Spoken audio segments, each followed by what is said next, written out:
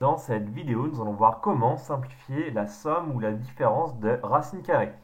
Donc voici l'exemple ici. Donc simplifier les racines carrées suivantes. Donc 3 racines de 7 moins 2 racines de 7 plus racine de 7 et 3 racines de 8 plus 5 racines de 2. Donc la méthode, on cherche à réduire les sommes en mettant les racines identiques en facteur. Donc là par exemple, on voit qu'on a racine de 7 et racine de 7. Donc c'est un facteur commun, on peut factoriser par racine de 7. Donc c'est ce qu'on va faire ici.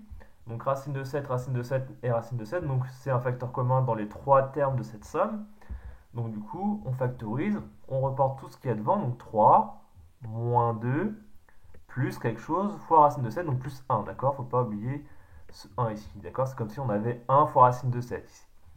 Voilà, on a factorisé par racine de 7 le facteur commun. On simplifie dans la parenthèse. 3 moins 2 plus 1, ça fait combien? Ça fait 2, donc du coup on obtient 2 racines de 7. Maintenant pareil, on va essayer de faire la même chose. 3 racines de 8 plus 5 racines de 2. Est-ce qu'on a un facteur commun? Donc là le problème c'est que là on a 2 sous la racine et là on a 8 sous la racine. Donc on n'a pas de facteur commun directement ici, on ne peut pas factoriser. Mais ça tombe bien, 8 c'est dans la table de 4. Donc on va pouvoir simplifier la racine carrée de 8. Donc 8 c'est dans la table de 4, c'est 4 fois 2. Donc c'est ce que j'ai écrit ici. Donc 3 racines carrées de 4 fois 2 plus 5 racines de 2. On sépare la racine carrée en 2 ici. Donc racine carrée de 4 fois 2 c'est pareil que racine carrée de 4, racine carrée de 2. Et racine de 4 ça tombe bien. Racine de 4 ça tombe juste. Ça fait 2. Donc ça va faire 3 fois 2 racine de 2 plus 5 racine de 2. On a juste remplacé racine de 4 par 2. Et 3 fois 2, on peut multiplier ces deux choses-là, ce qui fait 6 racines de 2 plus 5 racines de 2.